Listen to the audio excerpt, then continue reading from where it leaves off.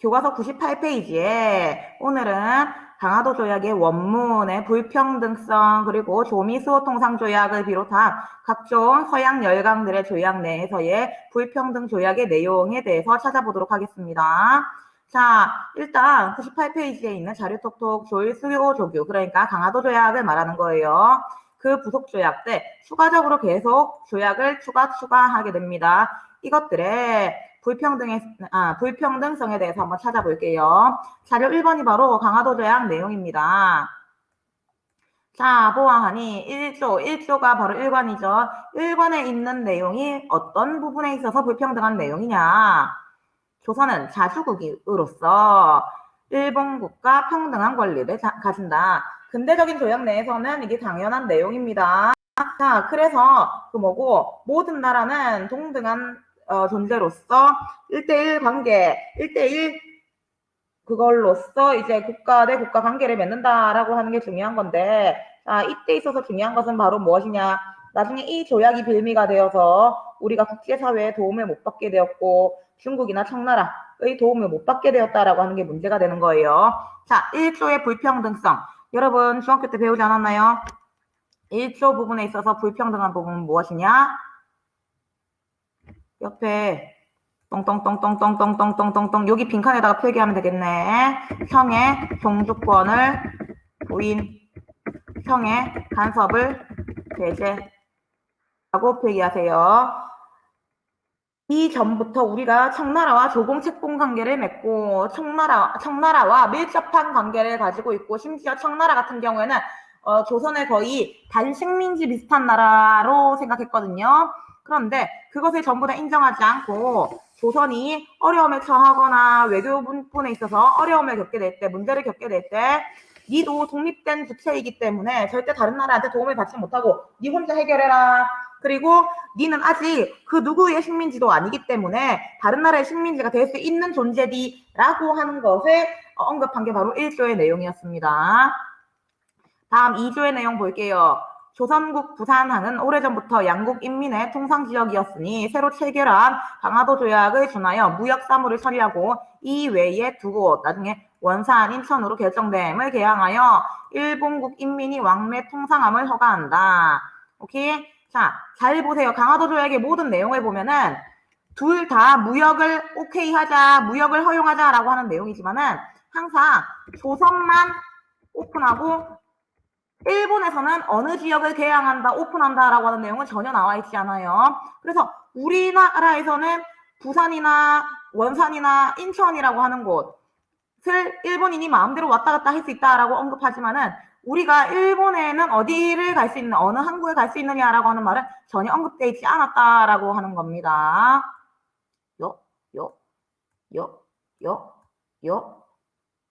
자, 여기가 서울이라 치면은 인천은 바로 여기죠. 여기고 부산은 여기, 원산은 요쯤이에요. 지금의 북한 지역입니다. 일부러 그림을 그렸어요. 자, 왜 일본이 부산, 원산, 인천 이렇게 세 가지를 오픈해달라라고 요구를 하였느냐 뿐만 아니라 맨 처음에 부산을 조선이 바로 오케이는 했는데 왜 원산이나 인천 같은 경우에는 바로 오케이를 하지 않았느냐라고 하는 내용을 보면은 그 이유 바로 필기할게요.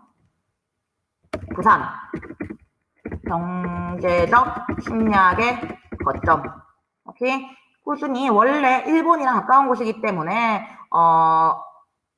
중요한 인적 물적 수탈을 하기에 용이한 곳. 일본이랑 가까운 곳이니까. 그렇기 때문에 부산이 경제적 침략의 거점으로 활용되었다라고 하는 거. 그럼 원산이라고 하는 곳은 여기를 오픈한 것은 어떤 의의가 있느냐. 러시아의 남하를 방지하기 위한 군사적 침략의 거점으로서의 역할을 하였다. 그리고 끝까지 조선이 오픈하지 않으려고 했었던, 그래가지고 얘를 오픈하는데, 인천을 오픈하는 데는 거의 2년 가까이 걸렸다고 합니다. 자, 그럼 인천은 왜 조선을 오픈하지 않으려고 하였고 일본은 오픈하려고 하였느냐? 당연하죠. 코앞에 수도가 있다 보니까 바로 정치적 침략의 거점으로 이용하려고 하였기 때문이다. 이 세 개의 목적을 가지고 세 개의 항구를 오픈하였다라고 하는 거 여러분이 기억하시면 됩니다. 됐죠? 야, 오늘 대답 없네. 민규하고 완준이 알라부. 자, 여튼 그러하였고, 자, 7관의 내용을 보니까 조선국은 일본국 항해자가 자유로이 해안을 측량하도록 허가한다라고 나와 있어요. 여러분, 남의 나라의 지형을 함부로 측정한다 불가능하죠. 여러분 생각해보세요. 갑자기 일본인이 와서 여기에다가 구글 지도를 만들어야 되겠다 해가지고 우리나라 도로를 미친듯이 찍어간다고 생각해보세요. 말도 안 되죠. 이거는 국가 기밀에 해당합니다. 특히 구글 지도에 들어가면, 구글 맵에 들어가면 우리나라는 되게 자세하게 안 뜨잖아요. 미국 같은 데는 그 집이 보일 정도로 자세히 뜨는데 그 이유 중에 하나가 우리가 지금 휴전 중인 국가이기 때문에 군사적인 정보를 제공하지 않기 위하여 일부러 그랬다라고 하는 말을 내가 또 들었었거든요. 똑같은 거예요. 각 지역, 각 국가의 지형 지리적인 특징을 조사한다라고 하는 것은 군사 기밀, 국가 기밀에 해당합니다. 그렇기 때문에 이런 거 함부로 조사하면 안 돼요. 근데 이거를 갖다가 지 마음대로 넣어놨다 뿐만 아니라 나는 지금 해안 측량 중인데 라고 하는 핑계를 빌미로 부산이나 인천, 원산뿐만 아니라 어느 바닷가에도 전부 다 마음대로 갈 수 있다라고 하는 문제가 생기는 거예요. 자, 마지막 10관의 내용입니다. 일본 인민이 조선국의 각 항구에 머무르는 동안에 죄를 범한 것이 조선국 인민과 관련되는 사건일 때에는 모두 일본군 관원이 심판한다라고 하는 거. 웃기죠? 일본 사람이 누가 들어오더라도 어떤 범죄를 저지르더라도 전부 다 일본 사람이 처벌하겠다라고 하는 내용이 나와 있습니다. 결국 이거를 빌미로 하여 나중에 명성황후 시해 사건이 일어났을 때 명성황후를 죽였었던 그 일본인은 일본으로 압송되었고 결국 시간을 줄줄 끌다가 사람들이 이제 관심 안 가질 때쯤 되니까 이제 무죄로 풀어주는 그런 끔찍한 일이 있었다라고 하는 거. 봐요. 여기에 보면 또 조선 사람이 일본에 가서 범죄를 저질렀을 경우에 어떻게 할 건지에 대해서는 전혀 언급되어 있지 않습니다. 오케이? 우리는 이것 때문에 항상 일본이 일본과 맺은 강화도 조약의 내용이 불평등하다라고 언급을 한 겁니다. 자, 밑에 있는 해설에 보면은 그 내용을 좀 더 전문적이고 체계적인 용어로 정리해 놨습니다. 그러니까 여러분 참고하도록 하시고요. 아니 선생님, 무관세 내용은 어디 있나요? 무관세라고 하는 것은 어디 갔노? 여기 나중에 강화도 조약에서는 딱히 언급하지 않았었고 이제 나중에 추가됐었거든요. 그래가지고 그런 거예요. 오케이. 자, 그래. 여튼 그런 거예요. 자, 추가된 내용들 잘 보도록 하시고요. 엄청 시험 문제 어렵게 나오려고 할 때는 이렇게 나옵니다. 강화도 조약에 있는 내용에 따르면 일본국 정부에 소속된 선박들은 항구세를 내지 않는다고 한다.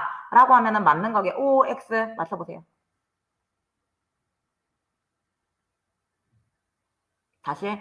강화도 조약에 따르면 일본국 정부에 소속된 선박들은 항구세를 내지 않는다라고 한다.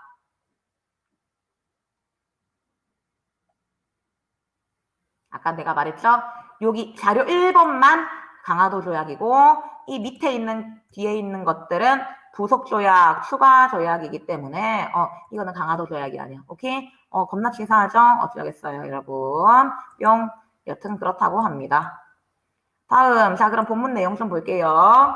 조선은 일본과 맺은 강화도 조약으로 부산 외에 2개 항구를 개항하였고 영사재판권과 해안 측량권을 인정하였다. 또한 뒤이어 체결한 부속조약으로 일본 상품의 무관세 무역, 일본 화폐의 유통, 쌀의 무제한 유출이 가능해져 일본이 조선을 정치적, 경제적으로 침략하는 기반이 되었다. 이후 조선 정부는 이러한 불평등 조약을 개선하기 위하여 많은 노력을 기울였다. 그 결과 여러분 사람이 경험을 해봐야지 이해를 하죠. 나 고등학교 다닐 때는 학교에서 최저임금이라든가 노동법이라든가 알바할 때 이렇게 하는 거 이런 거 안 가르쳐줬었거든요. 그 당시에는 고등학생 알바생들이 거의 없었다 보니까 그리고 약간 굳이 니네가 대학교 나가서 알바를 할 건데 그때 배우면 되지 뭐 할로 고등학교에서 가르치노? 라고 해가지고 우리가 알바하는 거에 대해서 주의사항 뭐 계약서를 볼 때 이런 내용들을 보아라 라고 하는 거에 대해서 전혀 학교에서 가르쳐주지 않았거든요. 그런데 요즘에 보니까 가르쳐주더라고요. 똑같아요. 여러분 사람이 배우고 경험을 해야지 사기를 안 당해요. 그렇기 때문에 강화도 조약에서 많이 털렸던 조선은 그 다음부터 미국이나 프랑스, 독일과 조약을 맺을 때는 어느 정도 정신을 차리고 그리고 이게 이렇게 안 좋은 내용이라더라. 이거를 오케이를 했더니만은 우리한테 이런 부작용이 있다더라 라고 하는 거를 이해를 해버렸습니다. 그래서 그 다음 나라들과 조약을 맺을 때는 어느 정도 요구사항에 대해서 언급도 하고 이거는 우리가 들어줄 수 없다라고 하는 것도 어느 정도 이야기를 했었습니다. 내용을 보니까 그 결과 조미수호통상조약은 강화도 조약과 달리 관세 부과, 양곡 수출의 금지 등의 내용을 담을 수 있었다. 우리나라가 흉년이 됐는데 겨우 얼마 안 남아있는 쌀을 백성들이 먹어야지 이거를 일본 사람들이 먹으면 안 되잖아요. 일본에는 강제로 유출당했었는데 다른 나라에서는 이거를 금지하는 게 가능했다라고 하는 거. 그리고 또 관세 부과도 할 수 있었다라고 하는 거. 또 다른 나라와 분쟁이 발생했을 때 미국의 협력을 기대할 수 있는 거중 조항의 조정에 조항도 들어갔다. 여러분 미국이랑 조약을 맺었을 때 엄청 특이한 게 바로 여기 나와 있는 이 거중 조항, 거중 조정이라고 하는 내용이에요. 우리가 조선의 입장은 이거인 거야. 우리가 너무 외교, 세계, 무역, 정세에 대해서 잘 모른다. 하지만 미국이 그렇게 잘 나가는 나라라고 하더라.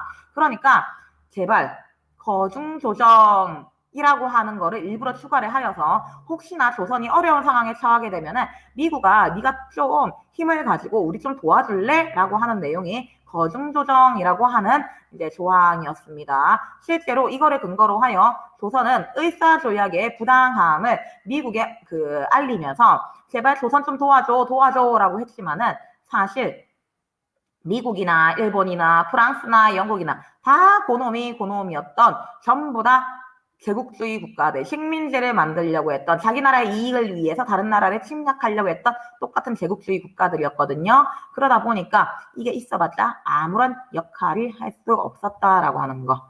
됐죠? 자, 그래서 거중조정이라고 하는 조항을 넣으려고 하다 보니까 또 다른 이제 안 좋은 것들도 허락해줄 수밖에 없었는데 그게 바로 영사재판권. 아까 말했죠? 미국 사람이 범죄를 저지르면 무조건 미국인이 처벌해야 한다라고 하는 거.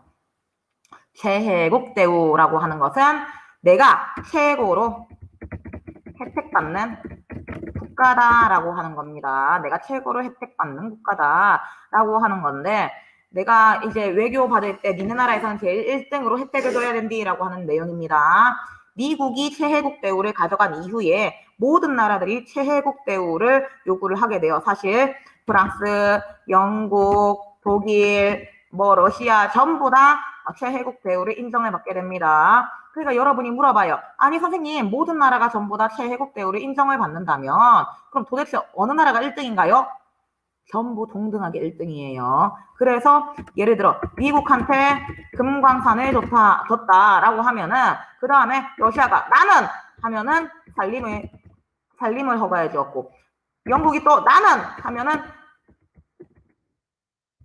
철광산을 허락해주고 또 누구한테 뭐를 허락해주고 계속 이권을 동등하게 돌리다 보니까 우리나라가 전부 다 완전 호구가 되고 다 털리게 되는 거예요.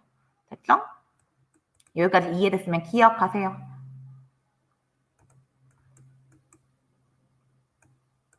자, 그럼 다음 페이지 넘어갑니다. 랄라랄랄라. 얍. 어디 갔노? 여기 있다. 얍. 자, 지금 하는 내용은 예전에 한 적이 있어요. 여러분 혹시 내가 채팅방에 올려줄게. 이거 기억나죠? 어디 갔노? 얍. 이거 기억나요?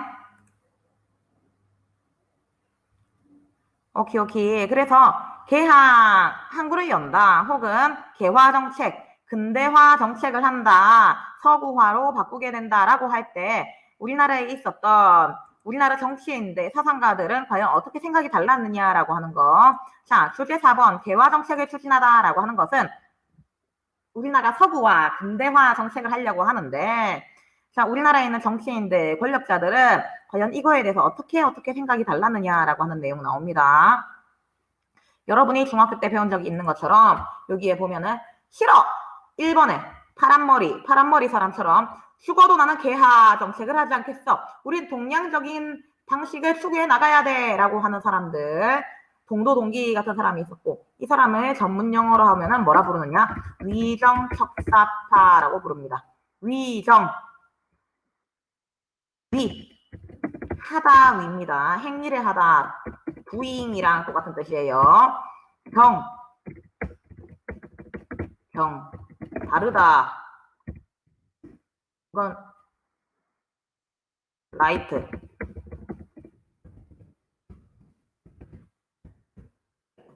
다른 것을 하고 배쳐가다. 영어 모르겠음. 사악한 것. 오케이?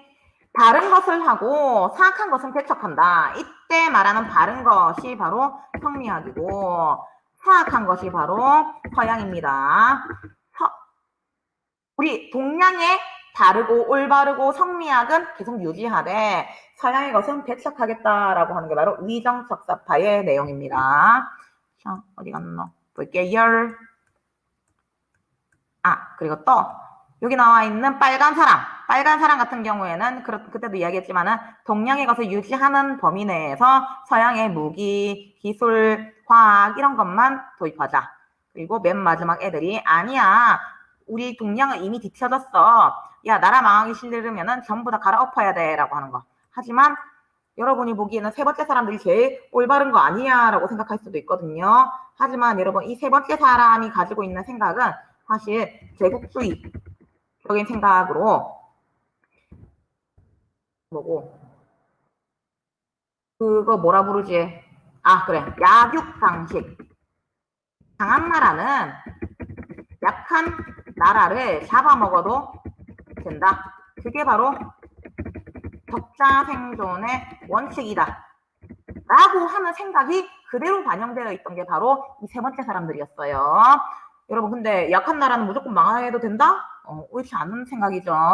그런데 이런 게 반영되어 있었기 때문에 어느 정도 비판을 많이 받았다라고 하는 거 기억하시면 됩니다. 자, 그러면은 계하 사상이 어떻게 형성되었느냐 볼게요. 오경석이라고 하는 사람은 자신들의 통역관으로 청나라를 여러 차례 방문하며 서구 열강에 맥없이 무너지는 것을 보았다.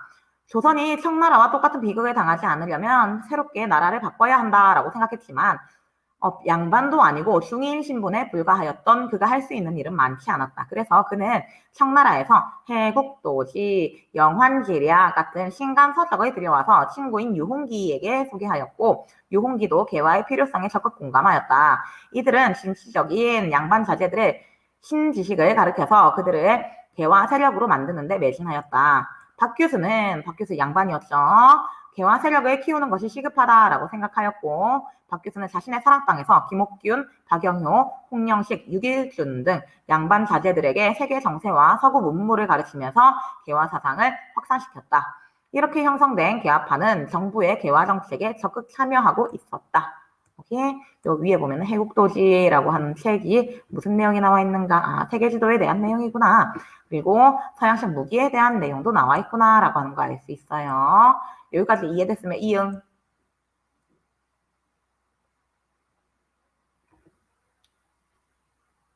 오케이. 자, 다음 페이지 볼게요. 진도 겁나 빨리 나갑니다. 여기 있는 내용들은 딱히 큰 내용이 없어요. 별 내용이 없어요. 그런데도 이해 안 되면은 바로바로 말하세요. 설명해 줄 테니까. 근데 문제는 뭐냐면 여러분, 개화 정책, 근대화 정책, 전기 깔고, 전선 깔고, 그리고 전철 도입하고, 그리고 또 뭐고, 기차 만들고, 뭐 전화기 도입하고 하려면은 결국 뭐가 많이 들어가게요?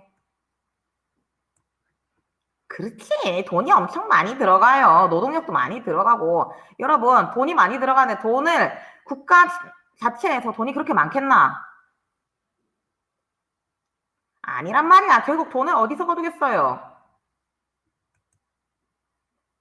그렇죠. 세금입니다. 세금. 우리 다른 나라에는 빚밖에 없어요. 배상금만 계속 몰아줘야 됩니다. 나중에 우리나라는 배상금이 너무 많이 쌓여가지고 결국 일본의 식민지가 되게 돼요. 일본이 야, 돈 못 갚을 거면은 식민지 되라 라고 해가지고 돈을 못 갚아서 식민지가 되는 거예요. 이때 우리가 그 뭐고 일본한테 갚아야 되는 벌금이 얼마였게?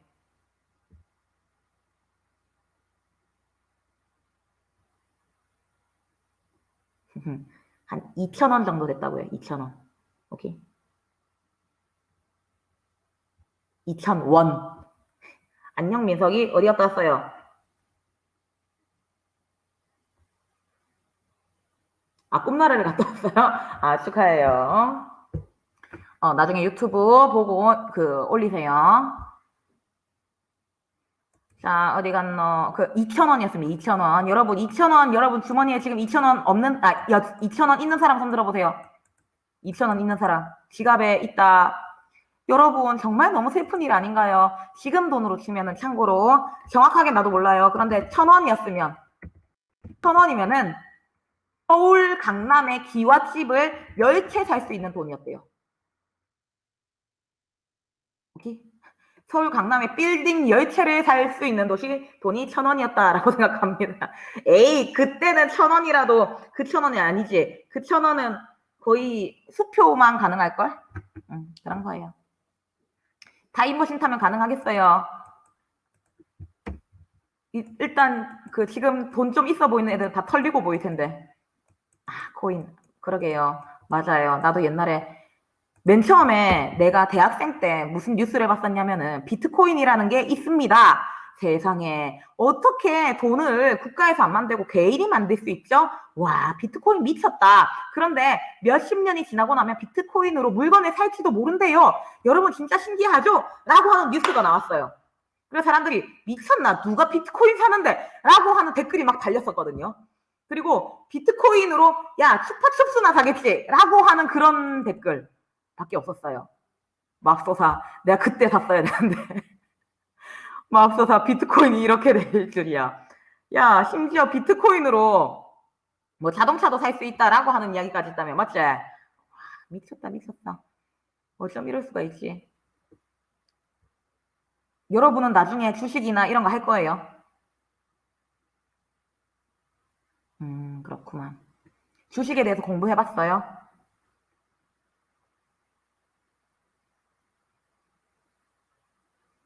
아직 안 해봤죠?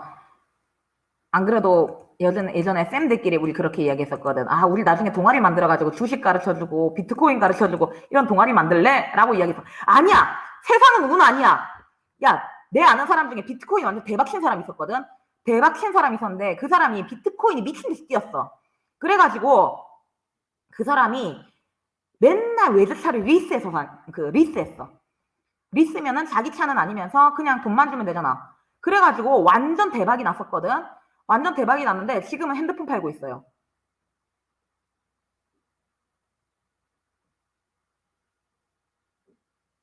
코인이 완전 폭락해서. 그러니까 사람이 운이잖아. 그러기 때문에 운 한 방으로 가고 한 방으로 죽는 거예요. 와, 내가 그 주식 때문에 외제차를 한 3개를 끌고 다니는 거야, 걔가. 완전 주식이 완전 주식이 아니고 비트코인이 성공해가지고. 그거 유학 간다고 호주에 갔다가 호주에서 비트코인 배워가지고 비트코인으로 완전 대박 쳤다가 완전 떨어져가지고 지금은 핸드폰 팔고 있어요. 외국도 이제 못 나가고 지금 유라 장류 저쪽에서 핸드폰 팔고 있다고 합니다. 오케이? 사람 운 진짜 끔찍해요. 진짜 끔찍합니다. 오케이? 그래도 잘 나갈 때 결혼했다가 아니 그런 의미가 아니라 걔는 완전 잘 나간다 해가지고 비트코인을 어떻게 성공할 수 있느냐라고 하는 강의까지 하러 다녔었어요. 전국적으로. 그리고 걔는 핸드폰 가게를 하는 게 아니라 그냥 핸드폰 팔고 알바를 하게 됐어요. 오케이? 사람 인생 여러분 어떻게 될지 몰라요. 그러니까 여러분 항상 운으로 하면 안 되고 운으로 하면 안 되고 철저한 공부가 필요해요.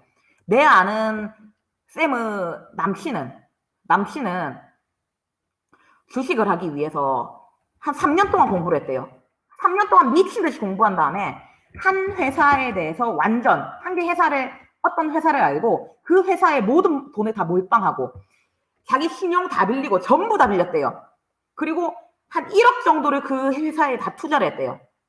그때 그 회사의 주식이 한 주당 3,000원이었거든요. 근데 그 회사의 지금 가격이 한 주당 30만 원이에요.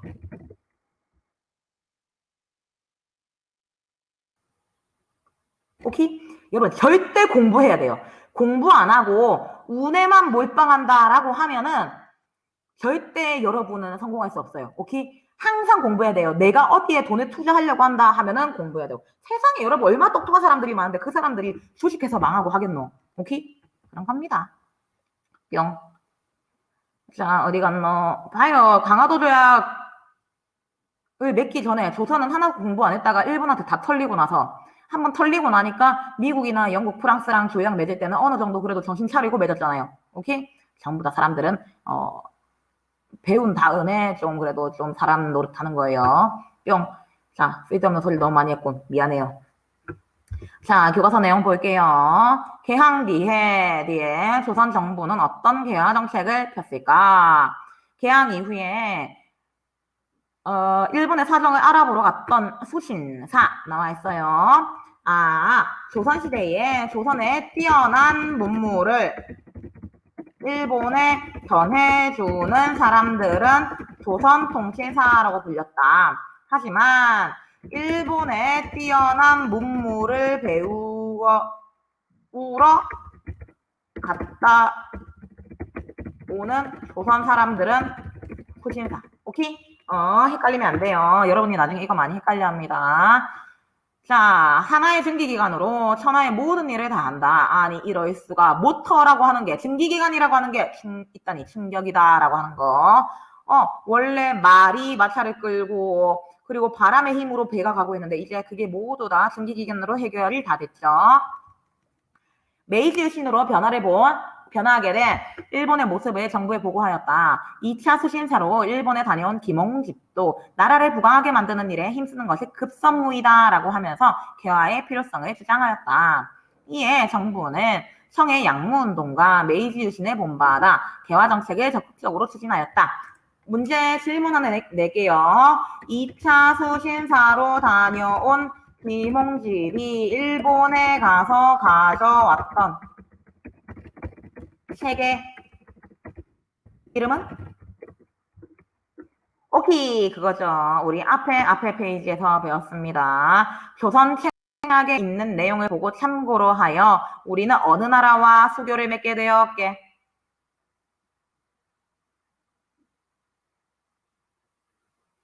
그렇지. 미국과 수교를 맺게 되었다. 오케이? 여러분 기억 안 날까봐 내가 보여줄게요. 어디 갔노?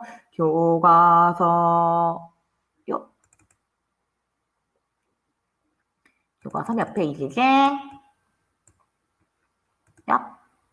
97페이지네. 97페이지 옆에 추가 설명돼 있는데 보니까 여기 나와 있죠. 일본의 수신사로 갔던 김홍집이 가져온 조선 책량은 무엇이냐? 중국의 외교관이 쓴 책으로 일본에 가서 가져왔다. 조선이 어떻게 하면은 국제사회에서 살아남을 것이냐라고 하는 거에 대한 내용이었다. 이거를 참고로 하여 미국과의 수교를 긍정적으로 생각하게 되었다라고 하는 거 나와 있어요. 웃기죠? 일본에 가서 가져온 책인데 사실은 청나라 사람이 쓴 책. 그러니까 다른 반 애들이 뭐라고 이야기했느냐? 그러면은 미국에 놀러 갔는데 판다 인형 사온 거랑 똑같네요. 라고 이야기하더라고요. 혹시 그렇게 생각을 하세요? 자, 다음. 뿅뿅뿅. 자, 우선 청나라의 총리아문이라고 하는 게 거의 옛날에 경국대전 체제에 의하면 의정부라고 생각하면 됩니다. 자, 이거를 본따서 우리는 통리기무아문이라고 하는 거를 만들었다. 이때 아문이라고 하는 거는 관청을 의미한다. 그래서 기무라고 하는 것은 관청의 일을 말해요. 사업, 사무를 말합니다. 사무실 할 때 사무예요. 그래서 모든 것을 통치하는, 모든 일을 통치하는 기관이라고 해서 이건 역시 의정부처럼 가장 최고 기관이라고 생각하시면 됩니다. 자, 그래서 보면은 설치하여 개화 정책을 총괄하게 하였다. 통리기무아무는 그 아래 12개 부서를 두어서 외교, 군사, 통상 등의 국가의 중요한 일을 처리하게 되었다. 또한 여러분이 많이 아는 거 나옵니다. 군사력을 강화하기 위해서 5군형, 이 5군형 체제에서 훈련도감 이런 거 전부 다 축소시켜서 2형 2개로 만들어버리고, 그리고 또 신식군대를 만들었다. 참고로 이 신식군대는 양반 출신, 잘 나가는 집안 출신 사람들이 많이 많았다 나왔어요. 여기 나와 있죠. 5군형 중에서 가장 튼튼한 사람 80명을 뽑아서 만들었다. 99인보다 훨씬 대우가 좋았다. 그런데 일본인 사람한테 훈련을 받아서 외별기라고 불리기도 하였다 나와 있습니다. 여기에서 훈련을 시킨 다음에 얘들을 우리나라의 약간 장군감으로 만들려고 했던 것 같아요. 사관 후보생의 양성도 추진하여 사관 학교를 만들려고 하였다라고 하는 거죠. 별기군은 일본 장교를 교관으로 초빙하여 근대식 군사훈련을 실시하였다 라고 하는 내용. 이게 바로 일본식으로 바꾸는 내용이에요. 그리고 김윤식을 영선사로 삼아서 우리 원래 청나라에 보내던 사람들은 연행사라고 불렸습니다. 그런데 이제 청나라에 발달된 근대 문물을 보고 배워오는 사람들은 영선사라고 불립니다. 자, 청에 학생들을 보내서 군사기술을 배워오도록 하였다. 이들은 돌아와서 신식 무기를 제조하는 기기창이라고 하는 관청이에요. 설립에 기여하였다. 정부는 구체적인 개화 정보를 얻고자 젊은 개화파 관료들의 조사시차에다 이게 또 일본에 보내는 파견한 사람들의 이름이에요. 이름 겁나 많죠? 통신사도 있었고 수신사도 있었고 조사시차회단도 있었습니다. 이게 전부 다 일본하고 관련된 그거 이름이었어요. 파견하였다. 이들은 당시에 거세진 개화 반대 여론 때문에, 당연하죠, 딱히 본인한테 이익 보는 건 하나도 모르겠어. 전기를 설치하고 전선을 깔고 하는 건 결국 경복궁에만 했었거든요. 그러다 보니까 백성들은 자신의 삶이 나아지는 게 하나도 티가 나지 않는데 세금만 많이 걷어가다 보니까 더 불만을 가지게 되는 거예요. 비밀리에 파견되어서 약 4개월 동안에 일본의 각 분야를 정밀하게 살펴보았다. 귀국 이후에 각자가 조사한 분야에 따라서 통리기무아문의 12개 부서에 배치되었고 개화 정책을 수행하였다. 뿐만 아니라 미국에 수교한 다음에 소미 수호 통상조약을 맺은 다음에 그 답례로 미국의 문물을 보고 미국 대통령과 만나고 돌아오너라 라고 했던 외교사절단의 이름은 바로 보빙사라고 합니다. 보빙사가 맨 처음에 미국에 갔을 때 미국 사람들이 완전 깜짝 놀랐대요. 그래서 보빙사가 미국의 대통령을 만나는 모습이 신문 1면에 실렸습니다. 왜 보빙사가 대통령을 만나는 모습이 신문 1면에 실렸게? 왜 그랬을 것 같아요? 맞아요. 절을 했기 때문이에요. 아니, 악수를 하면 되지. 쟤들 왜 저렇게 인사를 해? 라고 하는 거였어요. 사실 청나라가 제일 잘 나갈 때도 그 청나라하고 영국 싸우면은 청나라가 이기던 시절에, 청나라가 변발 안 하면 머리를 잘라버리겠다 했던 그 시절 있다 이가. 그 시절에 영국이 야, 우리랑 제발 무역을 맺도록 하자. 그 청나라야, 우리 영국이랑 제발 무역 거래 좀 해줘라고 부탁을 한 적이 있었거든요. 근데 청나라가 우리한테 부탁을 하고 싶으면은 309 고두레를 하도록 하여라 라고 했어요. 309 고두레 어디서 많이 보던 거예요?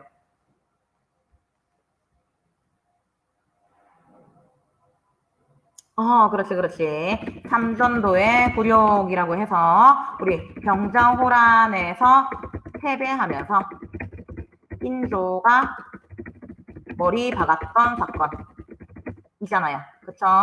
이건데 이거를 그 영국 사신 보고 청나라 황제 앞에 하라고 시키거든요. 그러니까 영국 사신이 와, 더럽고 치사해서 왜 내한테 그딴 거 시키는데? 근데 그딴 거 할 바에 나는 영국 여왕 대신에 온 거기 때문에 나도 여왕이랑 동급으로 이제 온 것이다. 근데 감히 나한테 그런 걸 시킨단 말이야.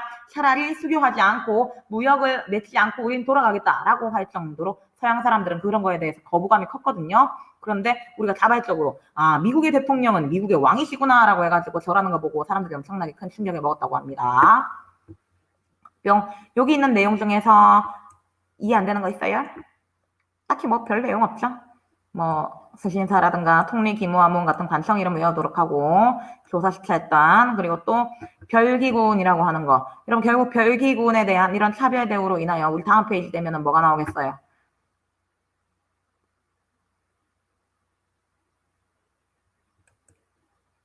구식군인들의 반발 뭘까?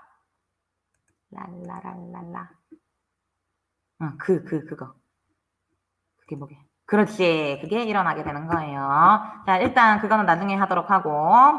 자, 일본이 1876년에 강화도 조약을 맺고 나서 1882년이 되면 거의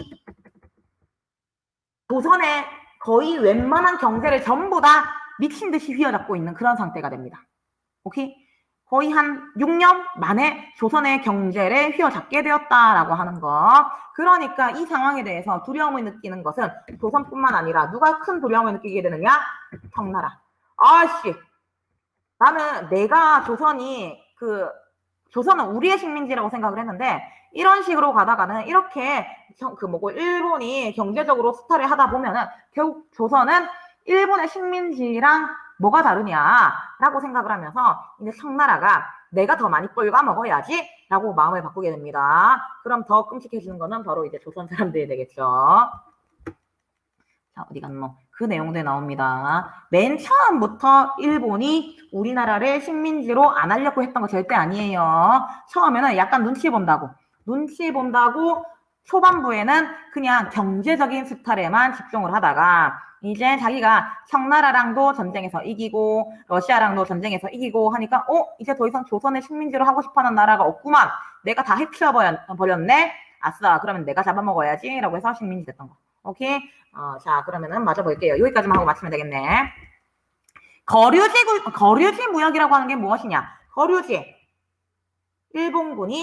일본인들이 조선에서 머무르는 곳.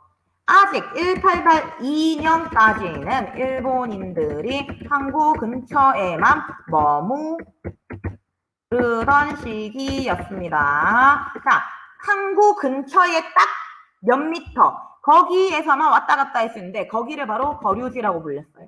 오케이? 그러니까 거류지, 일본인들이 왕래할 수 있는 딱 그 특정 지역만을 중심으로 이루어졌던 무역이었다라고 하는 뜻이에요. 자, 볼게요.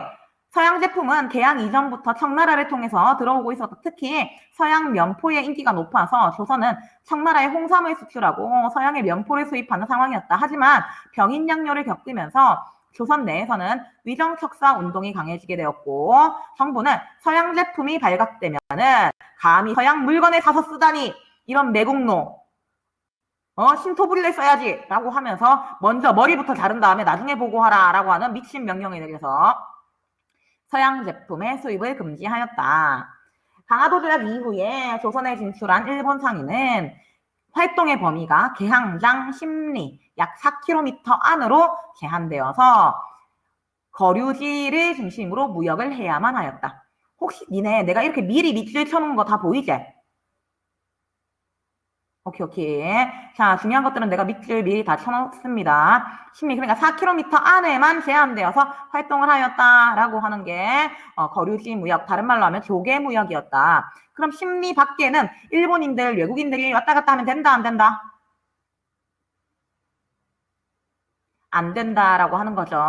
다행히 이런 변화가 일어나게 되니까 아직은 다행이야. 왜 다행이냐? 우리나라 상인들 중에 새롭게 이런 체제에 적응하여서 거류지에 지가 직접 가서 일본인들과 거래를 하고 일본인들은 어차피 우리나라 내륙으로 들어올 수 없으니까 내륙에서는 지가 왔다 갔다 하면서 지가 누구냐? 일본과 교류하는 우리나라 상인. 엄청난 이익을 얻게 되는 발빠른 상인들도 있었습니다. 오케이? 이해됐으면 이응. 오케이. 자, 그런 상황이었다. 자, 그래서 일본 상인과 내륙에 있었던 조선 상인들을 중개하는, 이어주는 개항장의 객주가 새로이 등장하였다. 이러한, 자, 밑줄, 거류지 무역으로 조선인 중개상인은, 중개상인, 이어주는 사람, 불을 쌓을 수 있었고, 개항장을 중심으로 하는 새로운 유통망, 상업망이 형성되게 되었다. 됐죠? 거류지 무역이라고 하는 거 역시 아직 조선의 경제를 파탄낸 것은 아니었다. 이거를 통해서 큰 이익을 얻는 조선 상인들도 있었다라고 하는 거. 그러면은 조선 상인들이 완전 폭망하려고 하면은 뭐까지 인정을 해주면은 완전 조선이 폭망하겠어요? 일본아. 그렇지. 자, 이제 내륙 네 맘대로 왔다 갔다 해라 라고 하게 되면 이제 완전 폭망하게 되는 거예요. 더 이상 조선 사람들을 거칠 필요 없이 이제 외국인들이 지 맘대로 들어오면 되는 거니까. 자, 어디 갔노? 맞아볼게요. 서양 면포의 수입국도 청나라에서 일본으로 바뀌게 되었다. 일본 상인들은 영국산 면제품을 가져와 팔았고 조선에서 소가죽, 쌀, 콩 등을 사갔다. 질문할게요, 여러분. 공장에서 계속 생산되는 공산품과 소가죽, 쌀, 콩과 같이 생산이 한정되어 있는 1년에 한 번 생산 가능한 소가죽은 소 죽여야 되니까 또 더 생산이 더 한정되겠죠. 이러한 한정되어 있는 농산품을 거래하면은 누구한테 더 이익이에요? 그런 거죠. 오케이? 그렇기 때문에 사실 비정적사파에서는 제대로 준비되어 있지 않은 상태에서 자본주의 체제로 편입의 위험성을 경고했던 것입니다. 오케이? 오케이. 자, 맞아볼게요. 이로 인하여 영국은 참고로 세계 최초로 산업혁명 일어났던 나라. 산업혁명에서 제일 만들었던 물건은 면 제품이었다라고 하는 거. 그러다 보니까 이제 인기가 많았던 거죠. 이로 인해 국내의 면포 생산 농가와 수공업자들이 큰 타격을 입게 되었다. 지금은 장인이 한 땀 한 땀 만든 명품을 좋아하지만, 수공업을 좋아하지만, 핸드메이드를 좋아하지만 이때는 공장 생산이 더 인기가 많았다라고 하는 거. 자, 쌀 부족으로 쌀값이 폭등하게 되었고 일본의 경제 침탈에 대한 반감은 갈수록 커져가게 되었다. 우리 먹고 살기도 힘든데 우리도 흉년 들었는데 일본인들이 강제로 쌀을 전부 다 가져갔다. 한편 일본은 자국 상인들의 활동을 적극적으로 뒷받침하였다. 부산의 두무포라고 하는 곳에서는 군대를 동원하여 일본 상인에게 불리한 조치를 철회시키기도 하였다. 일본 은행은 조선에 지점을 설치하여 일본 상인에 대한 금융 지원을 하였고 일본 상인은 영사재판권에 기대어 약탈적인 무역을 벌였다. 그 결과 밑줄 칠게요. 개항전에 청나라와 조선의 무역의 30분의 1 수준에 불과했던 조선과 일본의 무역액이 개항한 지 6년 만에 1882년이 되니까 거의 6배가 많아지게 되었다. 청나라와 하는 거에 비해서 6배가 많아지게 되었다라고 하는 내용. 그런 내용 나와 있습니다. 아니, 기존보다, 예전보다 6배가 많아지게 되었다. 이제 거의 일본과의 무역, 그리고 또 청나라와의 무역액은 삐까삐까하였다, 비슷해졌다라고 하는 내용 나와 있어요. 됐죠? 여기까지 이해됐으면 꼭 하세요.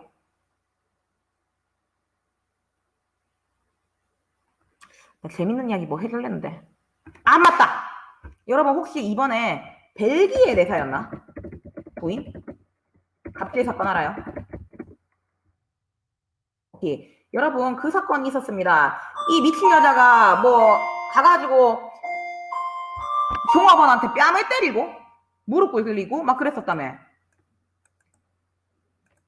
항상 보면은 이 우리나라에도 여전히 아직 영사재판권이라는 게 있거든요. 그게 외교관들을 대상으로만 그 가족들을 중심으로만 인정이 된대요. 그런데 이것 때문에 문제가 많이 일어나고 있다 합니다. 혹시나 관심 있는 사람은 이거 꼭 찾아보도록 하세요. 그리고 우리 시행평가 할 거잖아요. 그러니까 지금 옛날에 있었던 영사재판권, 그 시혜법권의 내용, 현재에 있는 내용과 비교해서 설명해도 좋아요.